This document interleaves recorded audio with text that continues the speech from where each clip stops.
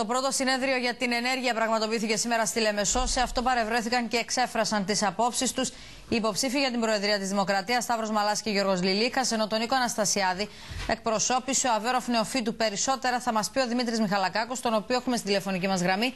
Δημήτρη, καλησπέρα. Καλησπέρα Μύρια, καλησπέρα και στους τηλεθεατές μας.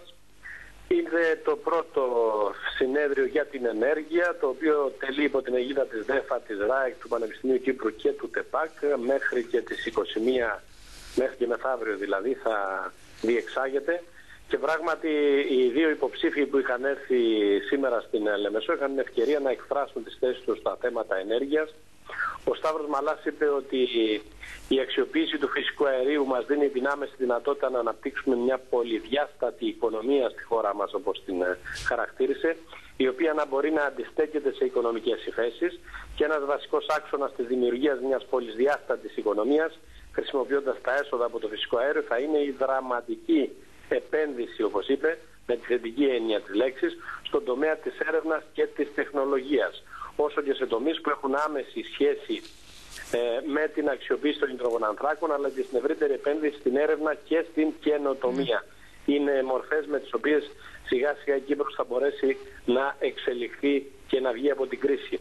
Ο δεύτερος άξονας της δικής του πολιτικής, όπως είπε ο Σταύρος Μαλάς, είναι σε σχέση με την εξωτερική πολιτική. Είπε ότι πρώτος στόχος θα πρέπει να είναι η προσέλκυση εταιριών που έρχονται από πολύ μεγάλες χώρες, για να έχουμε στρατηγική θωράκιση της χώρας μας.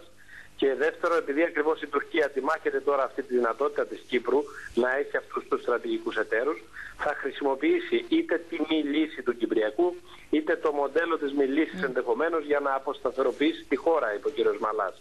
Η επιλογή της μη λύσης σε μακροπρόθεσμο στάδιο όντως δίνει την ευκαιρία στην Τουρκία πολιτικής αποσταθεροποίησης και της δημιουργίας μιας κρίσης, είπε. Η λογική της λύσης θα πρέπει να μην δίνει τη δυνατότητα επίσης στον οποιοδήποτε επιβουλεύεται την πολιτική σταθερότητα της χώρας μας. Και μίλησε για τη λύση και πώς την βλέπει ο κ. Μαλάς. Νομίζω έχουμε ένα απόσπασμα να το ακούσουμε. Έχουμε ακριβώς και επιστρέφουμε κοντά σου. Η λύση της ισχυρής ομοσπονδίας είναι εκείνη που δημιουργεί συνθήκες ενός ισχυρού κράτους, το οποίο ισχυρό κράτος να μπορεί να συντηρήσει σε βάθος χρόνου τις ισχυρές στρατηγικές του συνεργασίες. Η λύση της χαλαρής ομοσπονδίας δημιουργεί τις συνθήκες για τον οποιοδήποτε επιβολεύεται αποσταθεροποίηση του κράτους να διαλύσει τη συμφωνία, να οδηγήσει σε διχοτόμηση, της αποκλειστικής οικονομικής ζώνης και σε περιπέτειες. Γι' αυτό συνδέω τα δύο, ενώ την αξιοποίηση του φυσικού αερίου και πώς πρέπει να πολιτευτούμε όσον αφορά το Κυπριακό. Θεωρώ ότι αυτό θα πρέπει να είναι η αιχμή του δώρατος στη δική μου εξωτερική πολιτική. Μάλιστα. Τώρα, Δημήτρη, στα θέματα ενέργειας αναφέρθηκε και ο έτερος υποψήφιος, ο Γιώργος Λιλίκας. Ο Γιώργος Λιλίκας κατέθεσε, όπως είπε, μια ολοκληρωμένη στρατηγική για τη γεωστρατηγική αξιοποίηση του φυσικού αερίου, με τη σύγκληση των ενεργειακών μας συμφερόντων με τα συμφέροντα μεγάλων χωρών. Κατέθεσε συγκεκριμένη πρόταση για την ανάπτυξη της ενεργειακής μας υποδομής με χρηματοδότηση μέρους αυτής από τα ευρωπαϊκά ταμεία, αλλά και για μια κοινοπραξία σε ένα κοινό επενδυτικό πακέτο μεταξύ Κύπρου, Ισραήλ και Αιγύπτου, το οποίο όμως θα είναι ανοιχτό για τη συμμετοχή και των διεθνών εταιριών που ασχολούνται με τον τομέα του φυσικού αερίου, έτσι ώστε η σύγκληση των ενεργειακών μας συμφερόντων, είπε ο κ. Λιλίκας, να καλύπτει και την εξόρυξη, αλλά να καλύπτει και την υποδομή, και αυτό έχει σημασία και για λόγους οικονομίας αλλά και για λόγους ασφάλειας. Προτείνει να γίνεται όσο το δυνατόν με καλύτερη μεταφορά και από το φυσικό αέριο που έχει το Ισραήλ προς το δικό μας τερματικό, ώστε να εξασφαλίσουμε την ασφάλεια, και ότι θα μπορεί με διάφορους τρόπους να πάει προς την Ευρώπη, υγροποιημένο μέχρι την Ελλάδα κτλ. Επανέλαβε την πρότασή του για την άμεση αξιοποίηση του οικοπαίδου 12, ώστε σε σύντομο χρόνο να έχουμε τα χρήματα να διαπραγματευτούμε από καλύτερη θέση με την Τρόικα. Και επίσης αναφέρθηκε στο νορβηγικό μοντέλο, στο οποίο όλοι αναφέρονται έτσι κι αλλιώς.